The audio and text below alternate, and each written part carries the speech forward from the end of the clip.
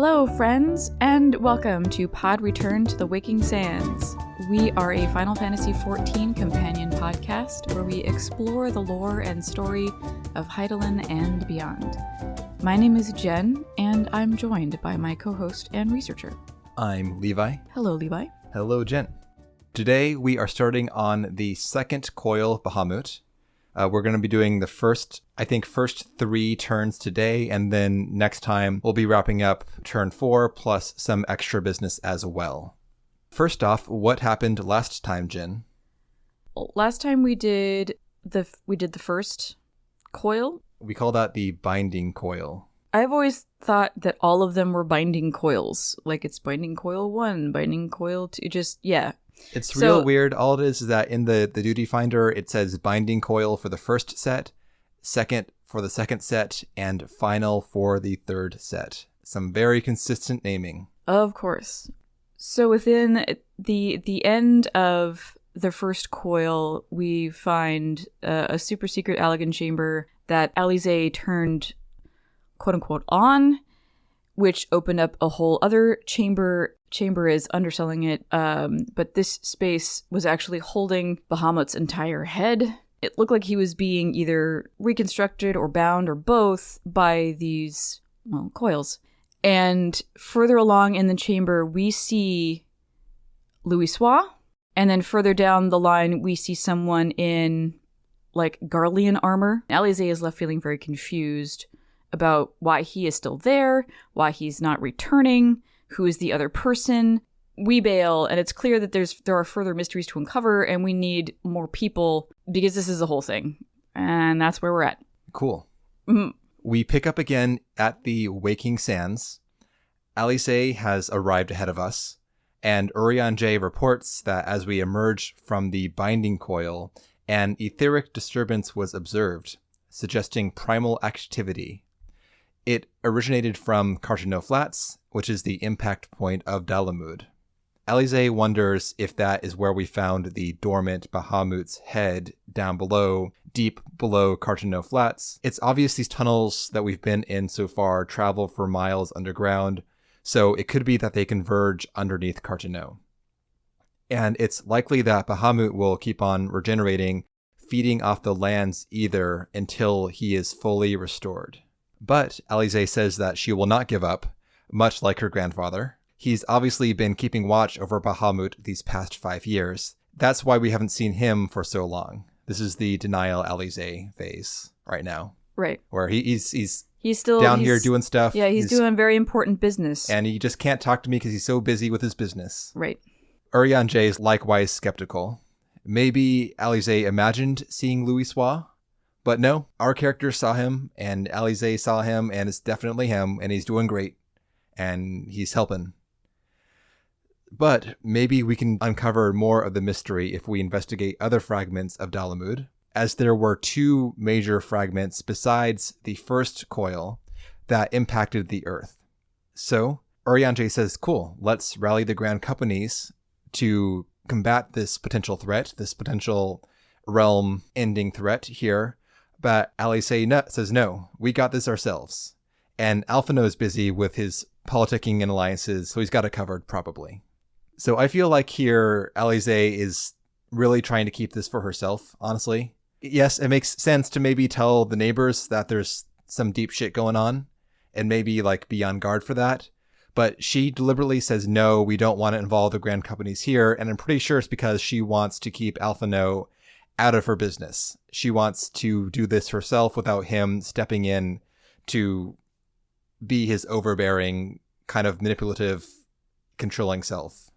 Yeah, maybe she's obviously she's lived with that dynamic her entire life, and now she's able to do something by herself.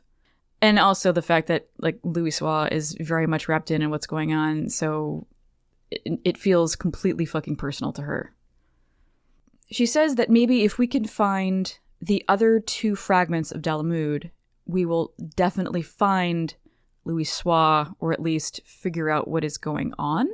At this point, what we thought was a new primal existing deep underground beneath Castrum Occidens is it's a large chunk of Dalamud, the remnants of Bahamut, and Alisae's grandfather.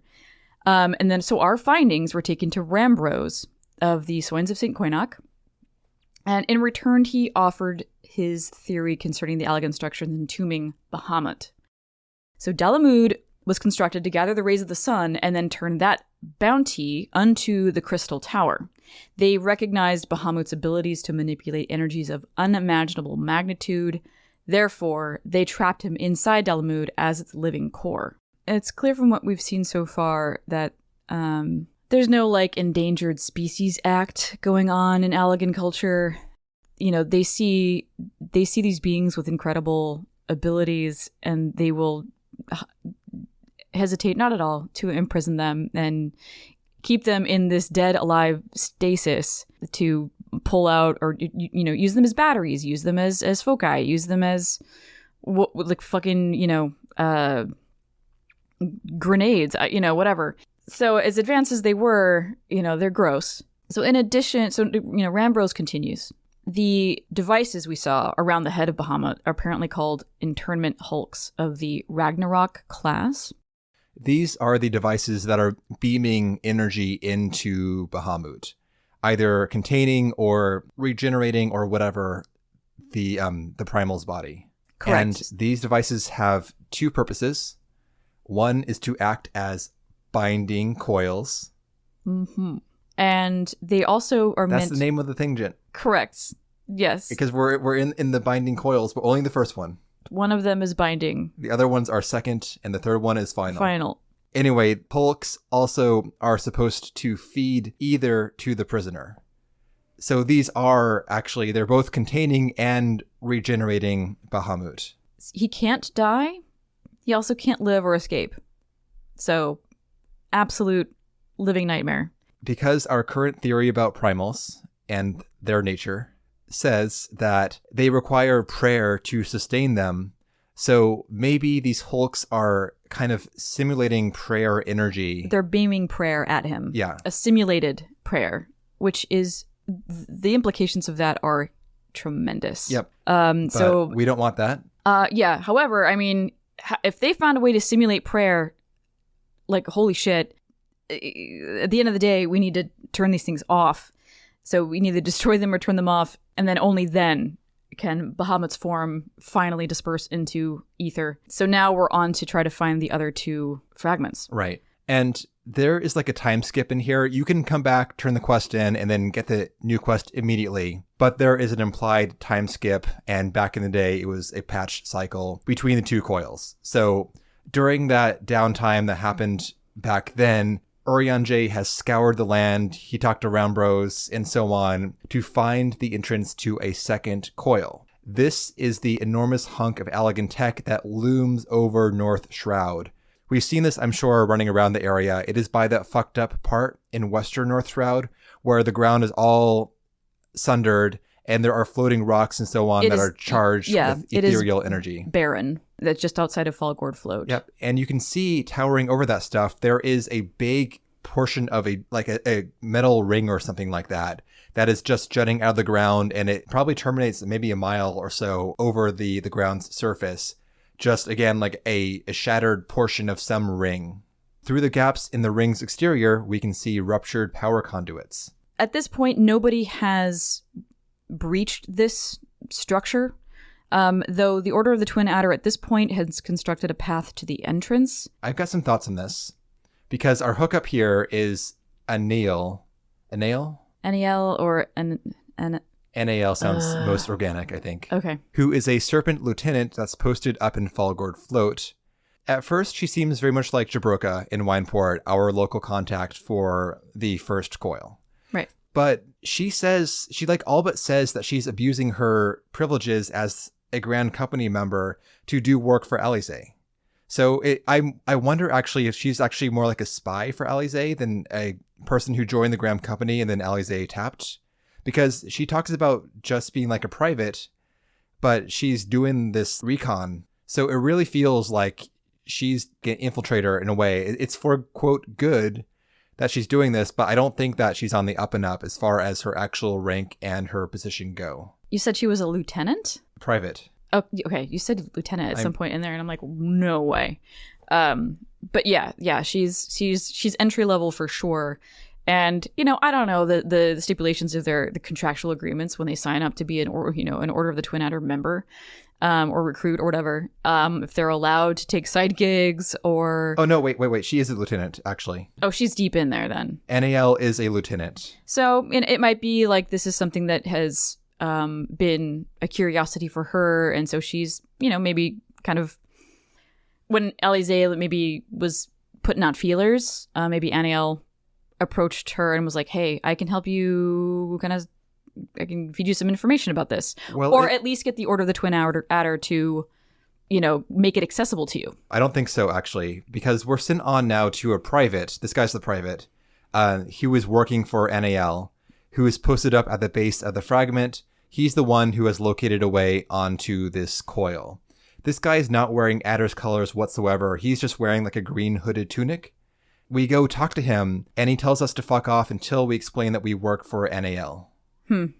So, I mean, it's not clarified, but I feel like these people are like Alisae's private mercenaries, actually, and not official Grand Company members, even though some might be either... I think NAL is probably taking some cash under the table for this. And then this other guy is just, part of their little underground scheme. This speaks to Alisae wanting to kind of keep this close to her chest. Yep, exactly.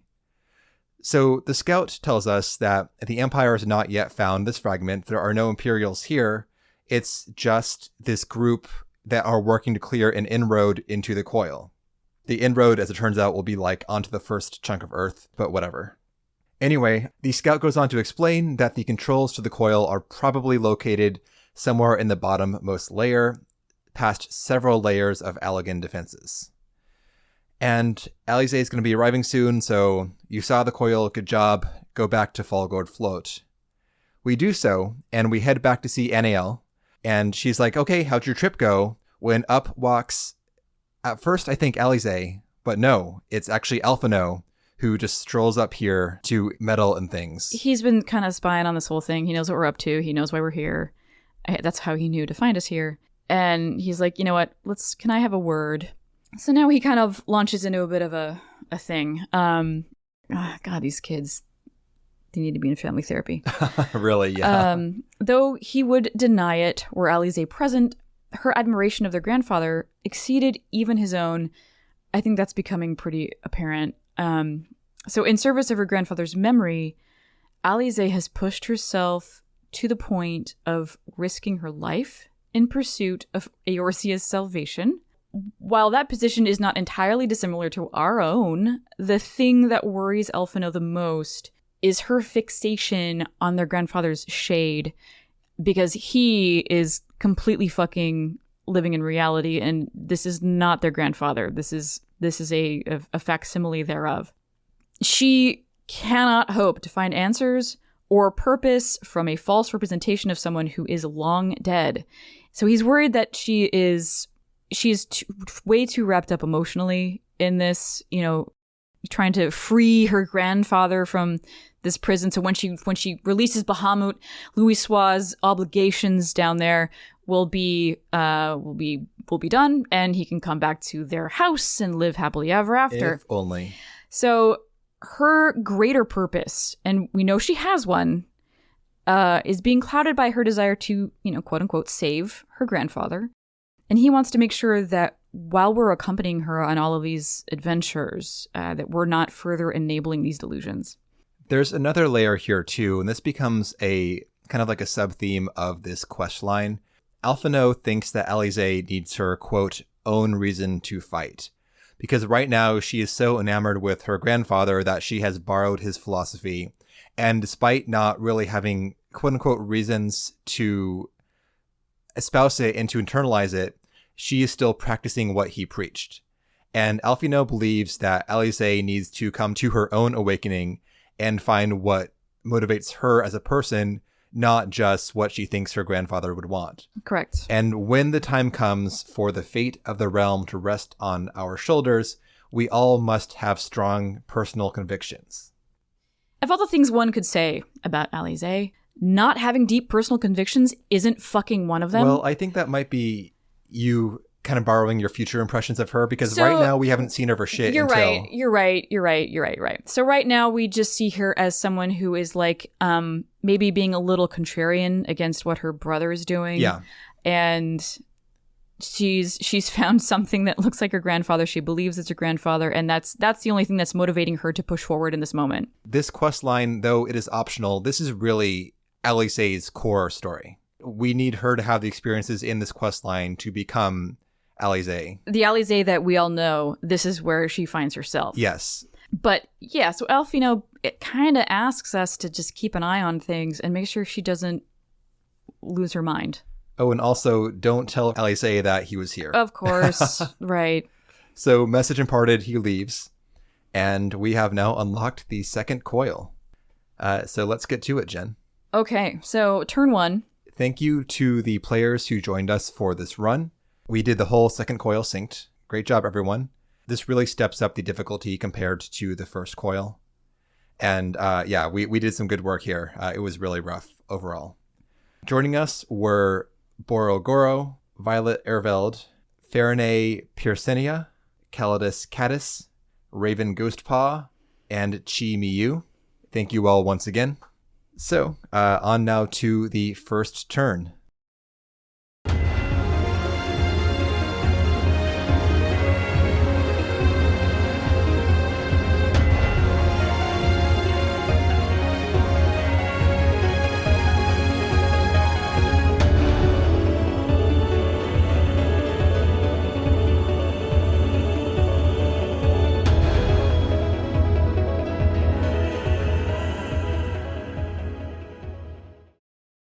This is cool. It's definitely cooler than the first coil, in my opinion. I agree. Which is where you get on a fucking Garlean elevator. We've all been there. We get into a bunch of, catwalks and grates and things. And then it's like the Allegans have taken it from there and like whatever. It's Allegan shit in corrupted crystals. Big whoop. I think you're underselling the magnitude of the very No. first. We've already addressed the magnitude of it, but it dims in comparison to this whole thing. Maybe it doesn't dim. That's not fair. But it is very cool because when you look at this stuff from the outside and you're not close to it, all you just see is a bunch of floating rocks in space. When you approach it, it is then that the fog of war kind of disappears and you see that let's talk about this for a second before. So we arrive in turn 1 of the second coil. We arrive on essentially a floating Earthberg. We're on those floating rocks that are all around the exterior of North Shroud and where second coil impacted it. Right now, we're looking and seeing a bunch of disconnected rock leading up to the coil. But that's not the case. Because, as what Jen called the fog of war, I think it's something else in a sense. It is. There's a legitimate mechanic going on here. I forget what it is. It might be like a shroud that the structure has encircled itself with. Here's what I think. Because as we go forward and we see, okay, there's actually no way to pass on to the second floating Earthberg, we start walking out, and as we reach the void between them, the screen kind of goes staticky. Right. And when the static clears, we see that on all these floating chunks of rock, there are tendons of corrupted crystal connecting them. So what once seemed to be a bunch of rocks floating in space is actually a big web of all this corrupted ether. Yeah, it is actually like a solid structure. And Alisae says when this clears that maybe this distortion was due to some ether leaking from the Hulk. I don't think she's correct, though. I think this is like a hologram. Correct. Like a defense system. Like in a fucking like heist film when somebody records videotape of a hallway that is an empty hallway and then they play it back for the security guard's benefit, and then they can run up and down the hallway, and all the security guard is seeing is empty hallway. Yeah. So once that resolves, we can then press forward, walking now on the corrupted crystal bridges between the Earthbergs. And we're going to do the same thing twice. We will fight a handful of lunar golems. These are just like the normal golem model with kind of moon rock-esque structures. And they are protecting, though, this crystal pillar called a dark matter cluster. So these dark matter clusters are what is preventing us from moving forward. So it becomes like one of the things that we have to fight. So we've got golems, we got corrupted plants, and this corrupted mass of crystal that we have to destroy, and then we can press on. Because when we kill the dark matter cluster, then some of the corrupted crystal dissipates, clearing the path forward. These feel like they're kind of sentient in a way, or not sentient so much as like they are being controlled by the Hulk itself. Because when we attack them, they will summon in the dark matter plants to protect them. Right. So it feels like this is powering barriers that all block entry. This all feels like it's part of the structure, even though it looks organic in a sense. After we clear 2 of these dark matter clusters, we reach the boss of the first turn. This is Rafflesia. I think it's Rafflesia. Rafflesia. Okay. Who is a giant leaf trap, one of the, the 4-petaled big plants with the viney tendrils. This boss has a few mechanics, though we didn't have much trouble with it when we did our clear here. This whole fight takes place on one of these earthbergs that is just outside one of the breaches that lead into the second coil. This guy is kind of like an ads fight in a sense. It summons in these kind of dark matter briar bulbs, which will sprout vines that deal damage, and they will grow across the ground of the arena, so it does some area control. You want to burn down these bulbs before they can grow too much, because it will congest the arena. Do you think that this is, instead of like the Allegan defense nodes, this is like the Allegan tech or, defense mechanisms kind of like pulling from the environment to create like their own minions? I think in this case, maybe, because what we learn later on is that the Allegans are excellent bioengineers. And we're going to fight in turn 2 some actual like Allegan constructs, like bioconstructs they've released from the containment tanks or whatever. Right. But it might be that on the outside, they've just like infected the local plant life and kind of co-opted that. Right, yeah. Yeah, this is different from the fucking Island of Dr. Moreau shit they've got going on inside. Yeah. The other reason to kill the ads is that when the boss casts Floral Trap, people inside the thorn areas will be sucked inside the boss and eaten. So kill the ads, long story short. Mm-hmm. Some players may get a debuff that covers them in honey for a while, and then a bunch of giant hornets will descend upon you. That's fun. Fun time being attacked by giant hornets. This boss has an interesting tank buster in the later phases where it will actually like target the tank with a debuff, which is called Swarm. Unlike a cast bar like most tank busters, this one will resolve when the debuff that's on you ticks off. Flavorfully, you get stung by it like a bunch of bees. So just mid up before the debuff ticks, whatever. There's also tethers too. Thorn Whip, which will tether players together with like a bramble vine. Just break the tether like you always do. Just run away and then you'll break it. No big deal. This boss again was really straightforward for us ultimately. Correct. Kill ads, heal, mitt, the usual. Not really a big deal. Yeah, if you've done dungeons in Final Fantasy XIV, Yep. This you can totally read. It's fine. So we defeat that and press on.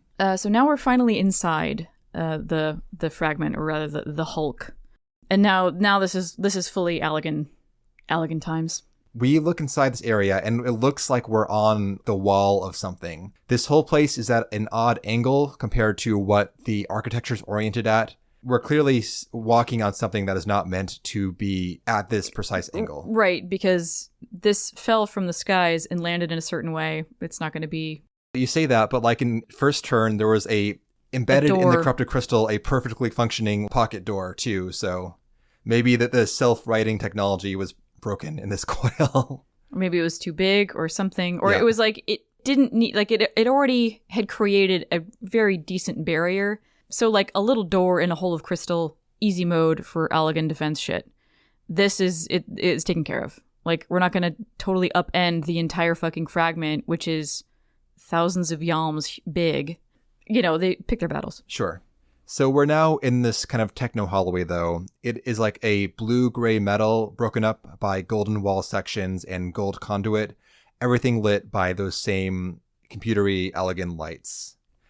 We go through the first bulkhead, and we are confronted by a figure.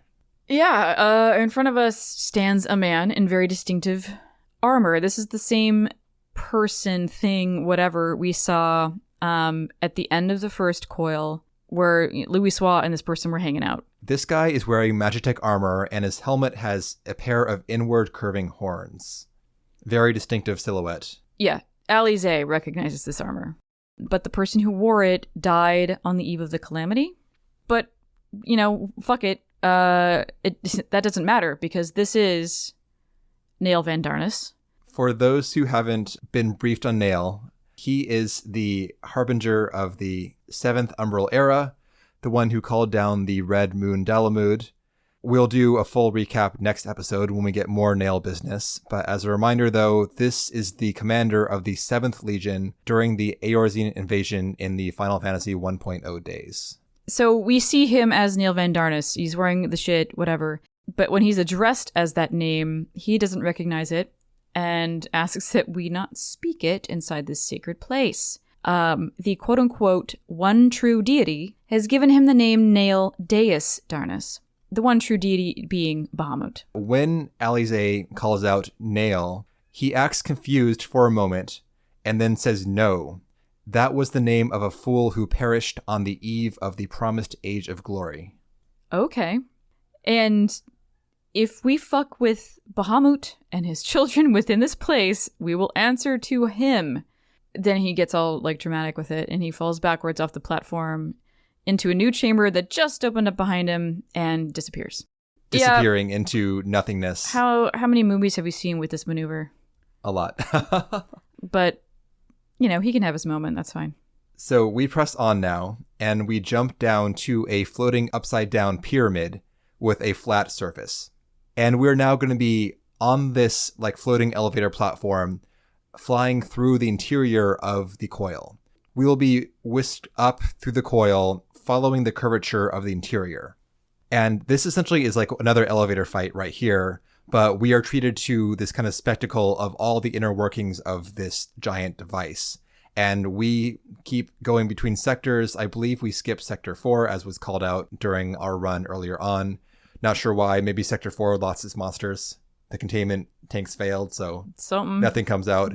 But it will keep on pausing at various sectors on the coil's interior, and enemies will pop out and attack us. We must defeat them for the platform to continue on.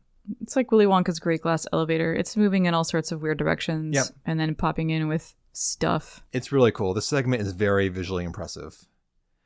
And when we're done fighting all the trash enemies that pop out of containment, these are a lot of Chimera, Lamias, Clockwork enemies, standard elegant stuff.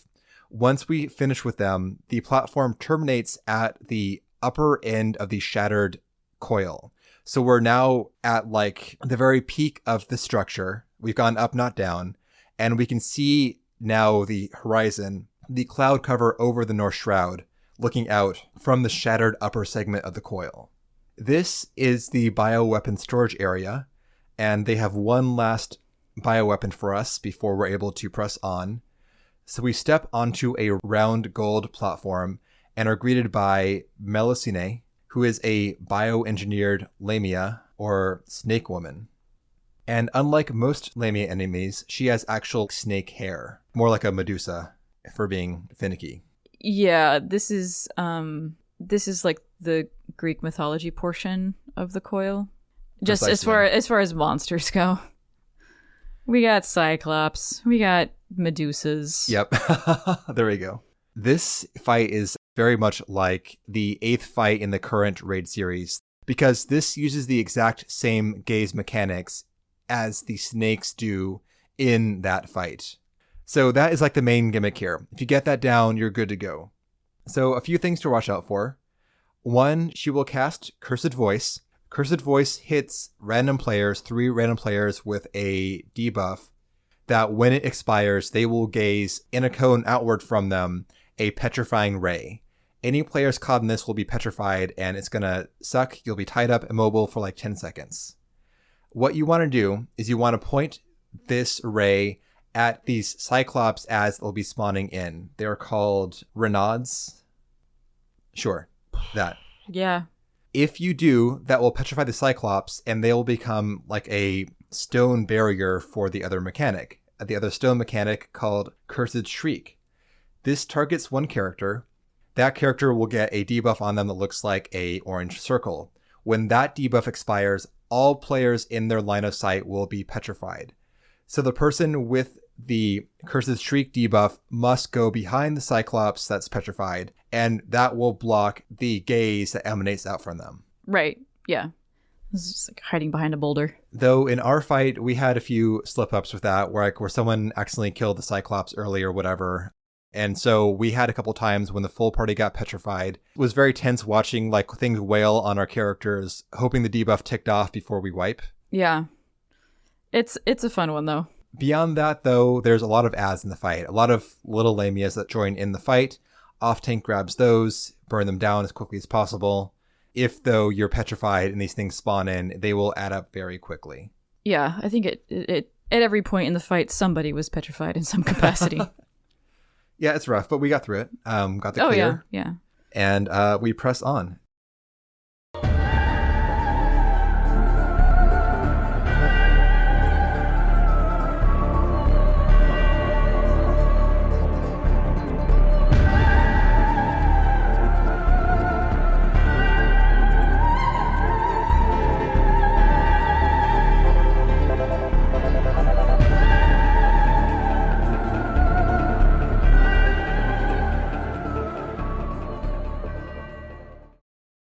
We now enter Second Coil, turn 3. We have now descended. I'm not really sure how we got from like being at the very top of the coil down to 3,256 yalms below the surface, but we did. Either the elevator turned around and dropped us down further or something else, but we got here. Yeah, we just click on a terminal and wherever we end up, that's where the Elegans decided to send us. Sure. So we're now aboard another Ragnarok class starship. So this gets super confusing to me.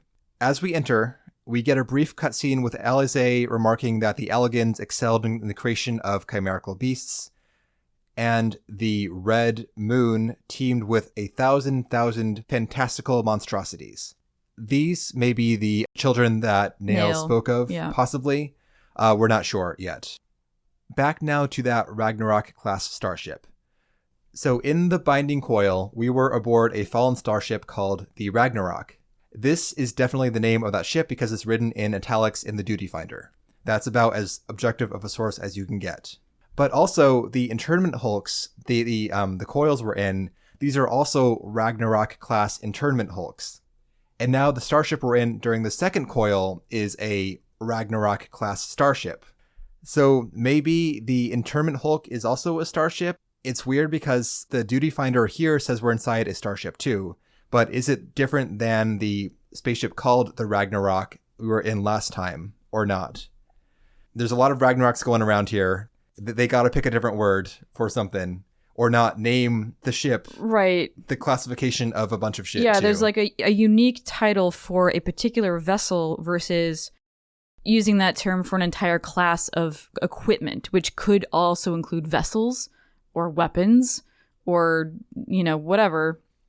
So it is confusing. So my best bet here is that we are inside a Ragnarok class starship that is inside the Ragnarok class internment hulk that is different than the starship called the Ragnarok we were inside last time. I think. Yeah. Great. Agreed. Yeah. Anyway, this turn looks like it's going to be a navigation puzzle like the turn 3 of Binding Coil, but it's actually really easy. We have 3 starship decks we can go between, and we can use these jump platforms that are configurable. So you can point the direction and so on, you jump in, and then it will take you up or down the different decks of the starship. However, the critical path to the boss fight is you go forward, you skip the first jump platform, you point the second jump platform to the forward right position, you jump off of it, and then bam, you're right in front of the door leading to the boss fight. There are probably, I think, 12 different jump platforms in the whole area across 3 decks that you can be lost in for the whole duty timer. But it's not that hard to figure out either because I didn't use a guide for this. I just used the minimap and I looked at the boss location and worked backwards from there. Like, okay, so I just got to go forward, jump here, I'm good to go. And that was the correct answer. So point being, maybe it's supposed to be like a navigation challenge for the first time and you're supposed to run through the starship, and there are patrolling Elegant nodes here that will attack you and like summon in reinforcements. They will follow you. So it seems like it's meant to be kind of like a stealth thing where you're kind of dodging through the starship, which would be cool potentially speaking, but it's not the way it actually ends up because there's a very simple critical path. Very simple. So Again, this was all new ground for the Final Fantasy XIV team. They didn't know all their stuff very well yet, so maybe they're trying to do too many things at once here. I don't know. Yeah. Either way, though, we follow the short path to the boss fight and reach it. This guy is the Avatar. This is a very cool enemy. It's a bulbous robot body with 6 different little head-like nodes poking out the top of its torso. And I think they're actually the heads of missiles, though, even though they look like little robot heads. He also has 4 robo arms, 2 on each side. This fight is very technically complex here. A lot of moving parts. It's on par, I think, with current Savage mechanics, or at least extreme mechanics, in terms of people having their own responsibilities to do, and you must do them in concert, otherwise you will wipe. Mm-hmm. For the most part, this guy's going to wail on the main tank like you do in general. He has an ability called Brain Jack, which will confuse the main tank, making them attack friendlies. You want to give the main tank a friendly that's in their zone, so they don't go running around the arena, dragging the boss all over the place and bringing cleaves on top of the party. So give like a sacrificial kind of confused target for the main tank to attack when they get brain jacked. There's also Ballistic Missile. This is 2 missiles that get fired. One is a 2-person stack, one's a 3-person stack. The people who are targeted by this cannot move once they're targeted, so people will need to go to them and stack the exact number of players, 2 or 3, otherwise you will be one shot no matter what your level is, unsynced or no. Yep. There's a cool life hack though, where if you have the players stacked together, they will drop the 2 and 3 stack on the same location. And the 3 stack circle is bigger than the 2 stack circle. So you have an automatic 2 stack with the 2 targeted players in the middle. You just have one player go into the outer ring, the 3 stack ring, and then you resolve the mechanic. Easy. Yeah. Otherwise, the main mechanic though here are the bio towers. There are 4 towers in this arena. They have like little charge bars on them, like a battery, pretty much. Yeah. I guess not like a battery, but like a battery symbol. It's showing, yeah. These are located at the cardinal points of the arena. So what happens is that during the fight, the Avatar will activate these various towers in various combinations. What you need to do is make sure that the towers do not charge fully at the same time, which means players will need to go into these like damage fields around the towers to slow down the charging. Well, it's actually speeding it up.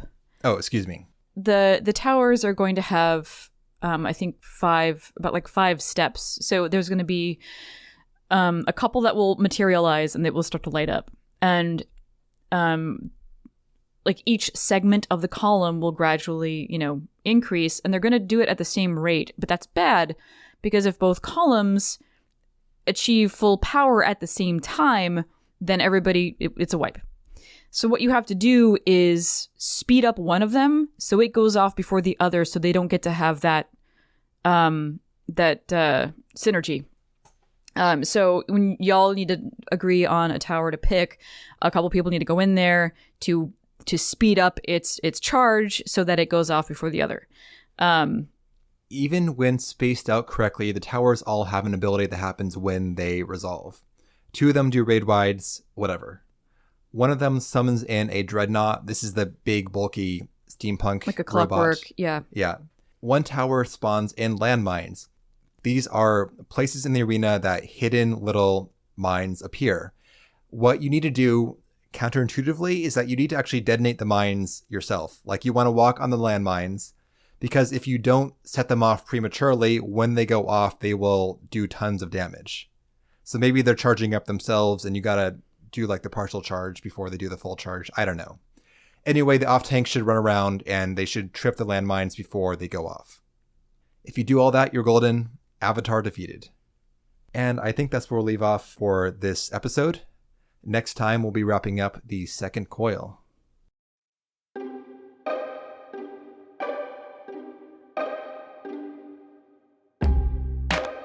All right, and that will do it for today's episode. If you want to get in touch with us, you can. We have podreturnffxiv at gmail.com. And then if you check the show notes, you'll find information for the Discord, and you can join the Discord and talk about, anything you want. You can share screenshots, join us for group runs, whatever. And if you want, we have patreon.com/podreturnffxiv. We publish bonus episodes at least monthly. If you wanted to, throw a buck in the tip jar, you'll get access to that stuff. And so we hope you enjoyed this episode. Thank you guys so much for listening. Have a good day or night, and we will see you next time.